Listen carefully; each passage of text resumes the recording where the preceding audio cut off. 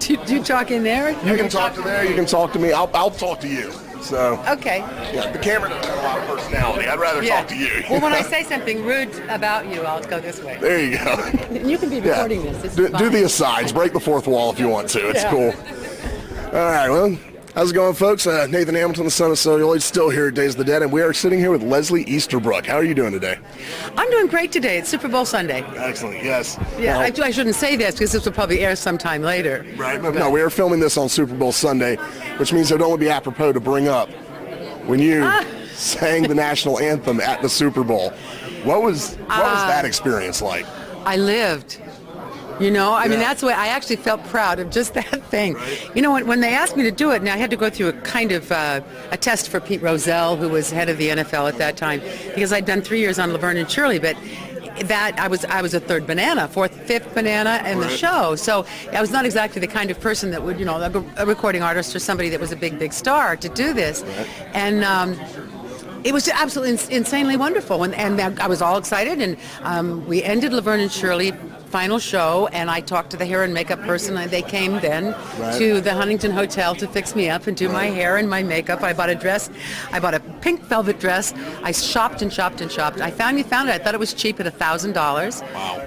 I will never, ever spend it again, and I would never have done that. But this was the Super Bowl. That's a special occasion. I grew up in Nebraska where football is king. Okay. Right? So this is, you know, football this was a Mondo there. thing, yeah. So they came and got me all ready. We had rehearsal the day before. I knew where my mic was, how the field was laid out. They had skydivers. It was the most gorgeous show. And it was the woman who designed the show, Marty Meadows, who was the entertainment director for the Rams at the time. Okay. And she designed this gorgeous halftime, but the pre-show was just, I mean, breathtaking. Right. And mine was the anthem she wanted. I'd been singing for the Angels a lot Okay. because the Yankees would ask for me because my husband wanted free tickets to watch Rod Carew with the Angels, and so I started singing the anthem. Okay. So she wanted my particular anthem for all of her Faldy-Roll. Okay. So at any rate, I'm at the Huntington Hartford, all ready to go. They send a limousine. The limousine gets lost on the way to the Rose Bowl. Now, anybody who lives in L.A. knows the Rose Bowl is hard to find. But anybody who doesn't live in L.A. might be surprised by the fact that a limo driver sent to take me to the Super Bowl can't find it. Right. Well, I don't know quite how to get there in Pasadena. It's complicated. And this was 1983, no cell phones. Right. And the watch is going, I'm sticking away. I'm like the main attraction to start the game. Right. And I'm not there. And it's the largest event on television that year, right? So finally we find it, but we are so late that I'm afraid I am going to miss it. Right. We try to pull into the gate to drive the limo in so I can get to the trailer, put my dress on and go. Right. And he says, no. He says, the anthem singer's inside. I'm sorry. And I thought, oh my gosh, my manager has my parents. He said that he had the anthem singer so he could park them inside, assuming that I was there an hour ahead of time, right? And we'd been over an hour in that limousine. So we had to go out and park in the parking lot. I had to run a half mile holding the pink velvet dress with my hair bobbing all over the place. I got to the walk-in gate and they said, Miss Easterbrook, you are very late. I went, I know, I'm late. They said, go. And I ran to the trailer, put the dress on, went to the tunnel where the team goes in. Well, there's nobody in the tunnel. The teams are both in. I can hear all the Falderell. I can hear it all going on. And I just thought, okay, tunnel, I'm out of breath already. Ran through that tunnel, ran over to the microphone in the middle of everybody, through Reagan's honor guards, everybody, and I did like one of those, what do they call them when you slide? A slide, like a baseball player, into the microphone, and I see little green things going like this, and I think, I have to sing now, and I can't breathe. And they said, okay, everybody pause for a moment of silence for Bear Bryant. Now, I grew up football, Nebraska. Well, rivals were Alabama and Bear Bryant. I thought, have I ever needed an event more? Not that I wanted him to die. Yeah. And I breathed for 60 seconds. I thought, at least I have a reprieve. Finally, that's over, and they start with the "Please Rise" for the singing. And I turned around, and I say little because they were young, honor guard, you know, with their guns are there, Reagan's honor guard, and I said, if I screw this up, shoot me. I turned around to the microphone, and I heard them start to giggle. And when I heard, and they cannot giggle. I mean, the rules are you do not move. And I hear behind me. It was like everything was home free. Right. I just said, okay, we're on the same page.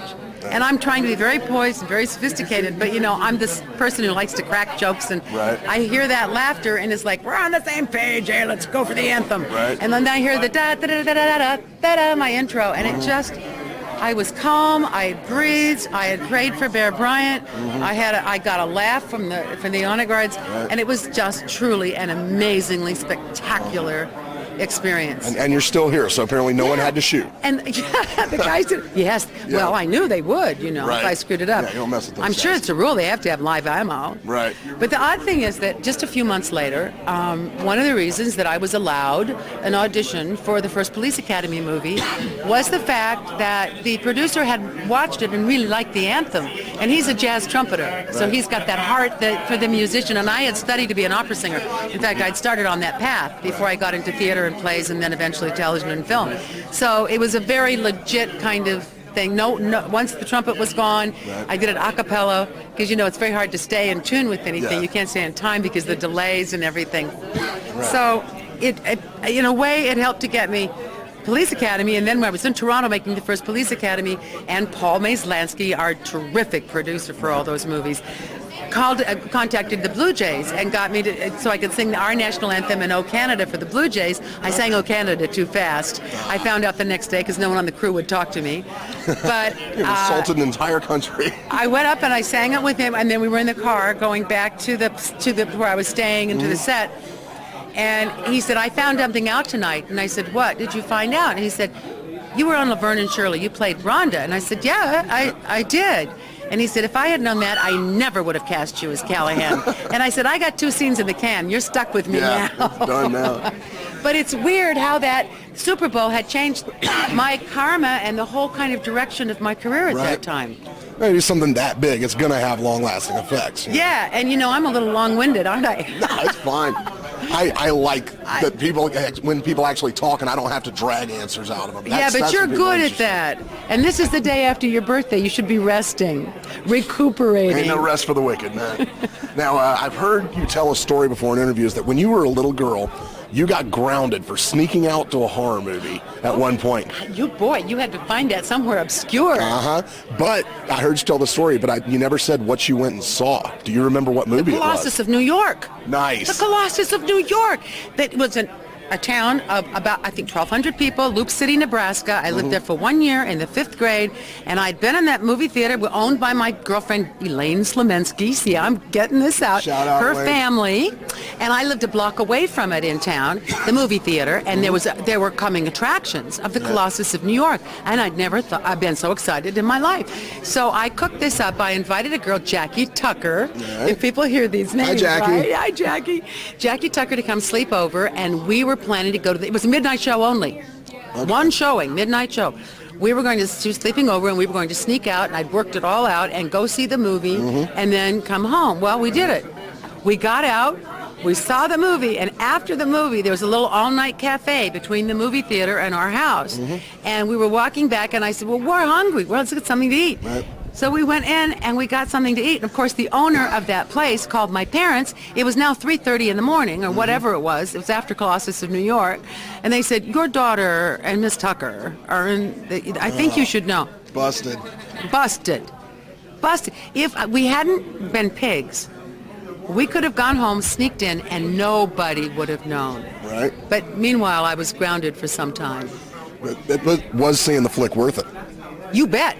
Excellent. And so was Good actually, in retrospect, so is having the balls to do it. Right. I thought, wow. Yeah, experience is, the most valuable thing you can have, right? Well, I never got to see the creature of Black Lagoon until I was an adult, but I loved the posters and everything that people told me about it. So I had an old green sleeping bag from my dad had from Army days, and I used to terrorize every party my parents would give, like especially the bridge ones were good because they were all so serious, and I'd come out going, ooh, in this green thing. Nice. And just because I knew something about it, I loved the idea of the creature, so. Right. Now, Devil's Rejects. All right, one of these, probably the one you're getting asked the most about this weekend, I would guess. Yeah, but it is truly remarkable at this particular show that I would say 50% of the people are here for Police Academy. Nice. Now, with Days of the Dead, you would assume that it would be mostly the horror films, so I'm kind of alarmed at that. Okay. And I'm really alarmed at the people who get both. And I say, well, you want it both ways, huh? Yeah. You want to be bad, and then you want to arrest yourself. You kind of wonder, it might be a multiple personality thing going on there. But how did you come into doing that movie? There's a live snake around that woman's body. Why did you point that out to me? Are you like me? You're not I'm a great terrified snake. of snakes. I figure they have a life of their own. We should leave them to it. Yeah, I love critters. I don't want them killed. I love critters with legs. Oh, well, snakes, no thanks. I can relate to those. Right, yeah. Actually raised the Madagascar hissing cockroaches, so they're pretty cool. As a matter of fact, I wonder if she'd just like show. Can you do me a favor? Yes. Could you just stand behind us with the snake so that they can see it on camera? Oh, dear God. All right, let me move up here. Pause. Yeah. Yeah. Do you want to get the Good, I need to snake do on the something. camera? Sure, why not? I don't really want to be in the picture. God, that thing's creepy. I'm not easily creeped out, dude. The snakes do it. But really, if you got this, it keeps the snake off of us. Right? Yeah, sure. How many times you're talking about something you haven't seen and then you have a chance to get a shot of it? Yeah. Good stuff.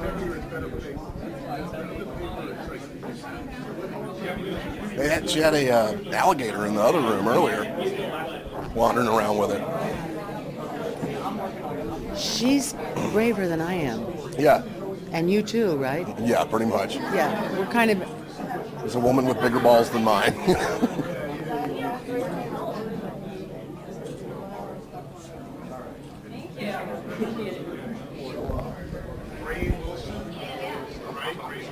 You know, you have to be for sale. Go get one. Oh, yeah. So cheap.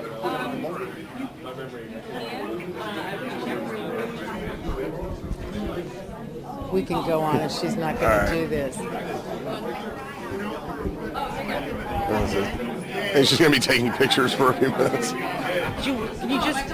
Can you just stand behind us with the snake for a second? Because I've been talking on the camera about you over there with the snake. Mm-hmm. Ah! Just please, for the love of God, keep it away from me. Are you on? Yeah, all right. We're back doing the interview here. I'm doing my... And the snake seems not to mind. No, he's actually a real cuddle bug, so. He's a cuddle bug? Indeed. Yes. He's beautiful. He is, yes, He's definitely. got a cold, so Tell me your name. Sarah Joyle. Sarah Joyle. And you have other animals too, I understand. You Very had much an so, alligator yesterday. Yes, I have 13. They are all in a facility near me on display. They're all rescued. I'm contracted through Mass and Rhode Island to rescue certain exotics that are large, reptiles mainly, but I also run a bird rescue.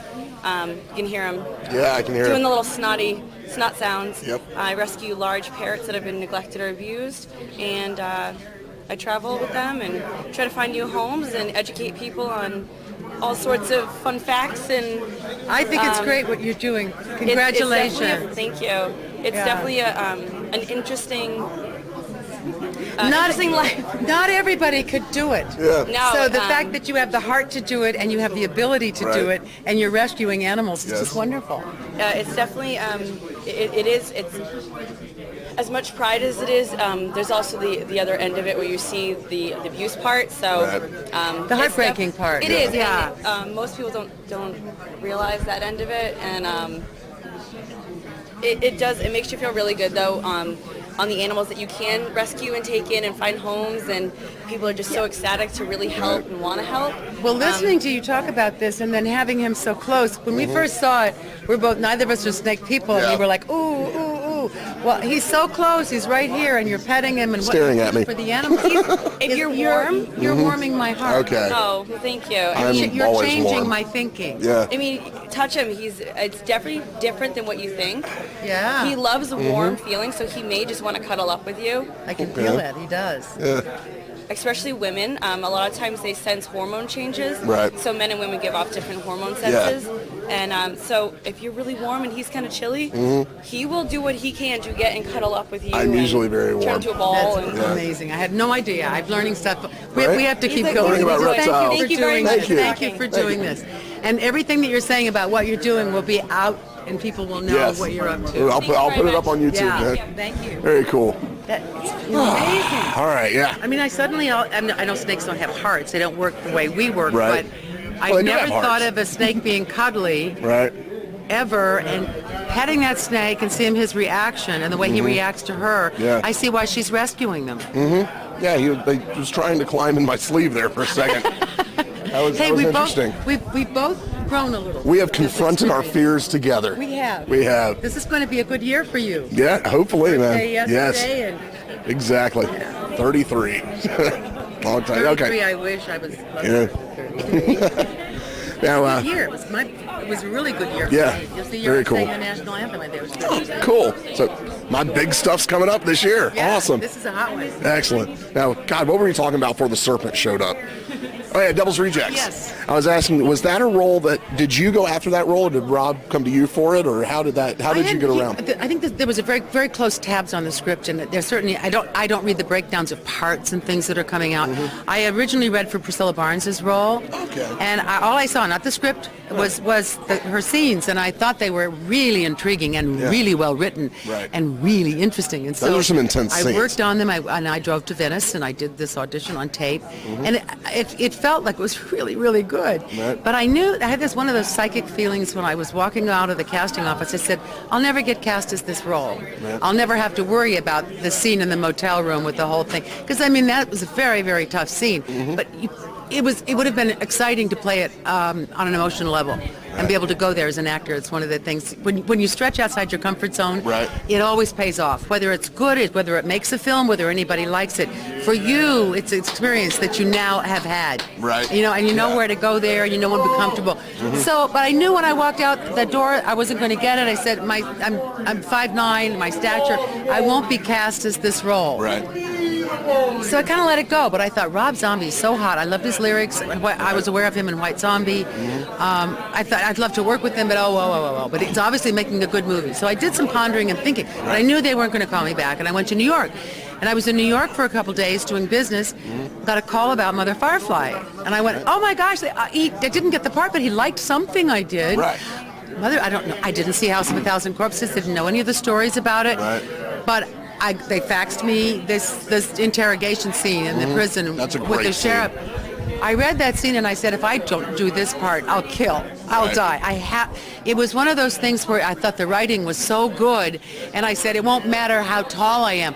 I should be imposing. I should be a big woman. I should be, a force for that sheriff to have to deal with. I don't think it would work if there wasn't a real confrontation feeling. If you Right. thought he was victimizing her at all, it wouldn't work. Yeah. And so I just thought, I have a shot. And then, of course, it worked out by a miracle that I was going back the next day where the audition was, or I think the day after that. Right. So I grabbed that material. I called. I said, yes, I will be back in L.A. I'll come directly from the airport.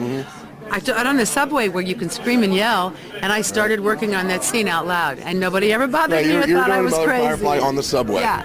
I was going, well, that's, I was doing it, because you can do That's that amazing. stuff. Nobody thinks anything's wrong with you. Right. We're all used to it, on the subways. So I had to go places, and I'm trying to get on the subway. And then I worked on the plane on it, and I thought, this is the best material I've ever encountered. Right. Man, I wish there was footage of you doing that part on the subway. That would be amazing. If I had any idea how the impact of the film, and I would have probably held up gotten a video camera and held it up, watching me do it on the subway. Right. But the odd thing is that I felt that the audience. I got off the plane, got the car, went right there, and I think it was 10 minutes early, which you're always worried, when you're doing the plane thing that you won't make it. Oh shoot! What's I going to say? Oh, what's interesting is I didn't know how it went. I knew I felt good. I said, well, I got somewhere. I went outside of myself. I actually auditions. It's very hard to sort of stop acting, and start being. I felt I felt that I was being a little bit in this, but only because Rob wrote such an interesting sort of a monologue at the end of it. Right. That I even through the dialogue played with the casting director with Monica Mickelson is just so nice to me. Nice. I felt that it was cooking. And I thought there is, a chance and whatnot. So what was odd is it was a chance. I got the part. Everything was great. But Rob, my audition scene from that day is on 30 Days from Hell. Yeah. It's on, and he doesn't own it. But I'm never going to say a word because I was so flattered when he put that on there. Right. I think he put it on so you could see what kind of progress we'd made. The progression of the character. The two different takes on the same scene. Right. But just the fact that he thought enough of it to keep it around and make it actually live forever. That's cool. And I look ridiculous. I'd been on a plane. Right. The time difference, the whole thing. I'm so proud of being in that movie. Yeah. I'm proud of You were great in it. everything about it. Yeah, we were just looking at your pictures and pointing to that one, saying that's our favorite scene in the movie. Is that one? Well, I think the audience responds the same way as I responded when I read it, and I wasn't thinking, oh, it'll be people's. I hadn't seen the rest of the script, so it won't be people's favorite scene. Right. But there's no way that you can watch this disgusting scene and not be riveted. Yeah. Just by the writing, and then it turns out that it was impactful. Right, well, you got. It's not just the writing, the acting in that scene, the chemistry between you and William Forsythe. The tension is. He was determined because he's such a good actor, and he's very. He's more method than I am, I think, and he made sure that we did not get along. Okay. He was never rude. He was never mean. He was never angry. Right. But he literally was. I couldn't reach him with my energy as a human or as the character, and I will thank him till the end of days for doing that because he made me better. Okay, that's probably what made the scene work as well as it did. Yeah. Very cool. He'd had more experience playing evil characters. I'd played, heroes and the nice guy, for years, but he knew what it was like to play people who were a dichotomy. There's so much evil, but. Right. Well, speaking of evil characters, we were talking yesterday about The Afflicted. Oh. And you were straight up evil and terrifying in that movie. When you do a role like that you have to go to such dark places, is it ever hard to put those roles away at the end of the day? I can't wait to put them away. Okay. I found that it's not hard at all. Okay. And I guess that probably means that maybe I don't go far enough. But with Maggie, I don't think I could have gone any further. No. I mean, she's a woman who killed her children. Right. And she was brutal and she was heartless. But going there, I don't suggest anybody try this. Right. But if you go to these horrible places and you let the size of the emotion take over, I mean, you just simply. You are no longer in control, and you've exercised something. Mm-hmm. When I would finish a scene, I would feel like, and I think maybe sometimes having an outlet for your angst, your nervousness, your insecurity, when you just wipe the floor with all of that, and you say, fucking move, pardon me, I don't know if I can do that, but move aside insecurities, move aside self-doubt and just get out of my way, and you do that with material into somebody. Mm-hmm. For me, it's an exorcism. Okay. And it was with Devil's Ridge. Every time we'd finish, I would just go, and I'd get the deepest breath of the day. Mm-hmm. So everybody's different, Okay, but, so those really intense evil characters kind of like a cathartic thing for you. We did something in The Afflicted, which, and I may have been out of line, but there's a lot of violence. So I asked for Kane Hodder. I asked the producers when they asked me to do it. It was a very short script then, but I knew what it was going to be, and so I said, I will do this film if you will hire Kane Hodder to play my husband and be the stunt coordinator. Right. Because his partner Rick, that works with him on stunt coordinating, and he had coordinated me in Devil's Rejects. Right. So there's fights with the daughters and there's fights with him as my husband, and I figured it's going to be a 10-day shoot. We want to live through it. Yeah. And so they, 20 minutes later, I was doing a convention in Pittsburgh. Right. I got a phone call from them and they said he's on.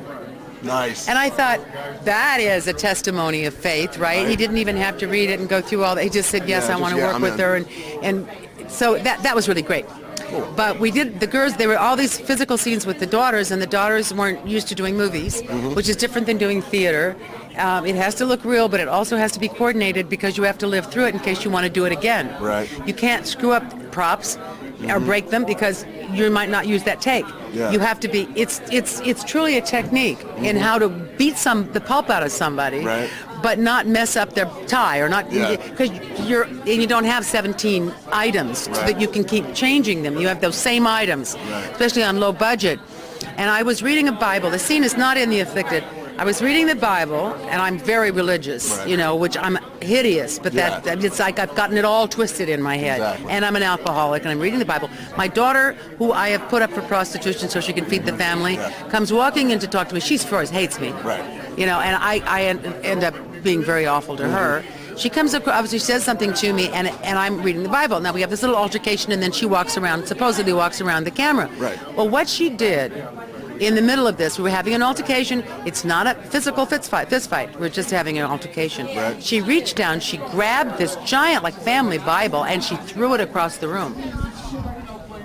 Well, as Maggie, if somebody had touched my Bible, I would have killed them on the spot. Out, But to throw a Bible onto the floor, Yeah. Oh my God! It was everything. I mean, I was seeing red. Really, Leslie was seeing red, and the lack of maturity. Right. And it was the only time this could have happened all the way through. I mean, we all could have been hurt. Yeah. Because I would have anything. You don't throw a Bible. Yeah. You just simply don't. Right. And I was very upset. Well, what happened is that the cameras were all real tight. Right. I said to her, and calmly, I said, "You mustn't do that again when we reshoot this scene." Right. She said, "Well, it's nice." I said, "It's not nice. You won't throw a Bible in any movie that I'm in." Yeah. Number two is we're not lit for a wide shot. You can't throw the Bible and not show the Bible land. Right. The audience has to know where that Bible is. Yeah. That means relighting this entire room. We only have an hour left today. We're on a very short schedule, and you have just blown it if you insist on that Bible. Now, I never tell anybody what to do. Yeah. I was so livid that I was screaming at her while I was saying this. And the crew all said, thank you, and we got the Bible back. Now, the scene was shot again, and we were fine, but she was furious at me. She's been furious at me ever since we shot that. For not letting them use that Bible, like it's my fault that they couldn't relight the scene, and that's that could have happened all the way through the movie without a coordinator. Right. And since we didn't block the Bible, was never blocked in, and part of the script, no one knew it was going to happen. So that's what can it could have been chaos on a set. Right. Is it ever you do stage and screen acting? Is it ever hard to transition back and forth between the two? Because it's two totally different styles of acting. Not anymore for me. I get these over-the-top characters. I can just scream like I have an entire play to the back row. Yeah, right. 17,000, amphitheater. I'm right. like, all right, we'll get you. Nice. There is a difference, and it was never tough for me for some reason. It's that when you miss something when you're on film, you miss that fourth wall, which is people. Right. And that's always a character in every play. You don't look at them unless the script calls for you to talk, to talk right to them, to the audience. Right. But they're always there. They're part of the love that's in a room. There's no theater that's without it. I don't care how angry people are, and all of it. So they're part. When you're working on it, you have no audience because you tend. When I first started, I kept thinking of the crew as an audience, and I said, like, you really want the guy with the boom that's getting the sound to react to what you're saying. Right. The crew cannot be your audience. Their job not to. But translating that feeling of having a full audience, feeling you had a fourth wall, into knowing that you have the warmth and the humanity in front of the camera and behind the camera. That the person who's doing the operating, the person who's holding the boom, the person that's standing over here with the whatever they're doing, is that there's a warmth that comes off that kind of, and they are focusing because they have to be quiet, and they're looking to see if anything's out of place, and they're all concentrating on it. Is to absorb that warmth, and then you do have an audience, and you have that feeling of the fourth wall. Right, because I've talked to some actors who like the lack of that immediate feedback just messes with them. They try and do screen I don't miss acting. the feedback. I miss the actual feeling of that much humanity. Right. I mean, I sometimes it's odd. When I'm walking into a room, I can tell about how many people are in the room before I open the door. So I may have everybody's senses are a little bit different. My hearing's a little screwy, but I have this sense of people. Cool. Now, so it's just translating it. You've had a career where you've done a lot of different styles. You've done a lot of movies. You've been in some really great ones. What is a movie in your filmography that maybe isn't as well known as the Police Academy movies or Devil's Rejects or something that you think is like the undiscovered gem that you were in, you think it's really good, but for some reason it's not as well known? That's a great question. I hope you ask everybody that question. That's one of my questions I ask No, everyone. it's a great question. I don't have one. Okay.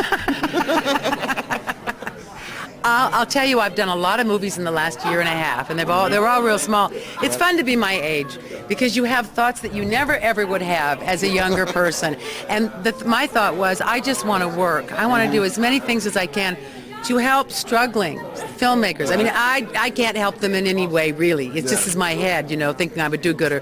But sometimes they'll come to you because they would like to use your name, and my name doesn't really sell tickets or bring people into the theater, but they need a name to get a certain distributor interested or whatever. I think if I can help, even with post-production, and I've gotten real involved in these films, wouldn't it be nice to say, yes, I get to do what I love doing, and then also to have it make a difference to the people who also are doing it, and not just looking for feedback from an audience, not looking for money, not looking for fame. I mean, it's just lovely to be able to do this. And there are some gems out there. Cool. There's a film called Night Lights, that I haven't seen the whole finished product, but boy, has it come a long way. The trailer is terrific. It's a film about a 28-year-old severely autistic man and his twin sister, and it's all about their family situation and the absolute sort of, they're locked in it together. The parents are dead. There's no one else. She has no life. Right. But she's perfectly willing to give up her life to take care of her brother. And I'm the teacher. I'm the ABA teacher that comes in to work with him. And I had to learn the technique and be very kind of matter of fact. You don't want to be emotional and you can't be too sweet and warm. Right. You have to, and how important it is to have that equilibrium coming into the house and helping. But I give her some advice. It's a heartbreaking film, just to the end. It's also extremely uplifting. And the guy who, it's his first film. He won a lot of awards with a short film. He did, the star of that was a fellow who I got to work with who has Down syndrome. Okay. And it's a coming-of-age story for a Now Down that's syndrome method young acting. man. And is he a good actor? Oh, That's cool. my gosh. So this was his first feature, and he's a special educator. That's what he calls himself. He's been working in the school system in Chicago. And he's in L.A. He wants to start really trying to do the film, really make something of himself as a filmmaker. But what his job is, his day job, is taking care of a very large 19-year-old severely autistic guy. Right. And he's his companion, his teacher. He knows this subject through and through. Right. And he made the movie, and I'll be darned. I've seen enough of it, and I did ADR on it, so I got to see some of the stuff that I did. I think it's a gem, and I don't know where it'll be. Will you find it? Right. It's How called you'll Night find Lights, you Night said? Lights. It's one word, Night Lights, but the N and then the L of lights are capitalized within that one word. Okay. Because there's a spectrum light that a lot of people with autism do better Right. if they have this kind of maroon and purple lights. It calms them down so they can sleep. Right. So that's where the night lights come from. And because of this is an interesting story. It's a sideline, but it's not really a sideline. Yeah. Is that I was asked to host a gala in last weekend in Fresno. It's for the Central California Autism Association. They're raising money. The funding's been cut through the university systems and whatnot. And they do a lot of research at Fresno State, but no more. Right. So they need to raise a lot of money, and it was attended by so many more people than they were expected. The love in that room. But I'm emceeing. I don't know that much about autism, but we're all affected by it. But I'm so honored to be there. Right? It was warm and wonderful. Now, I went to a baby shower from my niece's two little tiny twins, identical twins that were born, but they're doing great, at the Hillcrest Country Club in Los Angeles. I'm sitting next to a woman whose husband is a producer named Robert Buzz Berger, and she's saying, well, what are you up to? Do you work anymore? And I'm saying I work a lot, but I do this autism thing that I'm so nervous about. How am I going to present myself to all of these people who are doing the work and living the life every single day? Right. And she said, you've got to know about this organization called Exceptional Minds. You have to. So my goddaughter is part of it, and her dad and all this. And she starts talking about it, and I think, well, this sounds amazing, because young adults with autism, they found, are very, very good at animation and graphics. Really? Oh, my gosh. They did. The kids at Exceptional Mind, I call them kids, young adults, they did the end titles for Lawless that came out this year. Really? Yes. That's cool. They did it. Wow. They can sit at their school, and they have a certified vocational school, and now in 8 months they'll have their own company. Guy running the biggest animation company in the business went in to start structuring their program, fell in love with it. He is there full time. His second in command is running his company. It's endless potential. If you go on Exceptional Minds and you punch down, you go Google them and find their website, punch down students' work, you'll see what my favorite thing is. They said, in animation, describe or define laughter. You will think this came out of Disney's original studio. I mean, you will think the thought behind defining laughter, and these are kids that can't take care of themselves, couldn't go to the market by themselves. They are, some of them severely, many of them aren't verbal, and they will blow your mind with their sense of humor, how much they understand. So I've always thought that we need to find a cure, we need to find out what it is. But what we're not doing is is celebrating the autistic person who's in our midst. Because when they come up and you meet them, they don't look you in the eye, they don't respond to you. We're so used to getting feedback, like we're talking to each other, we're feeding off each other's energy. So when we don't get that feedback, we think something's wrong with us. And we don't get involved because we feel that it's awkward for us and that we shouldn't. instead of realizing that's the norm and push through it and look inside of that individual. And sure, it'd be nice if they weren't autistic, but they are. So let's find what this person, they think that they can do it with music as well. Okay. So also with music for movies and whatnot, because it's all done on computers and intelligence, in artificial intelligence is opening up a kind of mind. So I found out what I can learn from them and why it's important they're here. Now here's the really interesting thing. The gal that got me involved in the film knew the director, knew me through Bobby Akers in St. Louis. Long drawn out story. She and she's in the film, short piece in the film. She is a second in command or whatever to Justin Timberlake, who just bought MySpace. They are redesigning MySpace. And so I sent her the thing. I said, you're the reason that I'm involved in the autistic world, and I think that you and Justin should check out Exceptional Minds. You'll be doing lots of graphics and lots of animation on this new, turning that website into something new and different. Very cool. So is that the coincidence of being chosen to be in something to finding out, coming full circle, and being able to talk to you about Exceptional Minds and the brilliance that's locked inside of these. And they're also going to have these dormitories. They're buying apartment buildings so they can have dormitories and hire dorm mothers and whatever, and they're on bus routes. They are doing anyway, That's cool. Now, the definition of laughter animation, is that available anywhere to see? On the website, just Google Exceptional Minds. Okay, That's the name of the program. Right. And there'll be a lot of information on the website that comes up, and you'll say Students Work. There's a button for Students Work. So just pop on that button and just take a look. Cool, I will. I'll definitely check that out. They had a time limit. They didn't have much time to do these. This was not like a thing they could work on for a week. This was, they're sitting at those computers. I'm there at the school, like, saying hi. Of course, most of them don't say hi back. It doesn't matter. I'm seeing what's on their screens, and my mind is boggled. Well, I will definitely check that out. All of you go check that out and watch for Night Lights coming out. And Ms. Easterbrook, I would just thank you for talking to us today. I'm sorry I'm a little windy, but it's the day after his birthday, so I had to celebrate. Yeah, exactly. It's a party here at Days of the Dead. So stay on the YouTube channel, and I'll have more interviews coming up. Yeah, and they're always good. Indeed. Bye.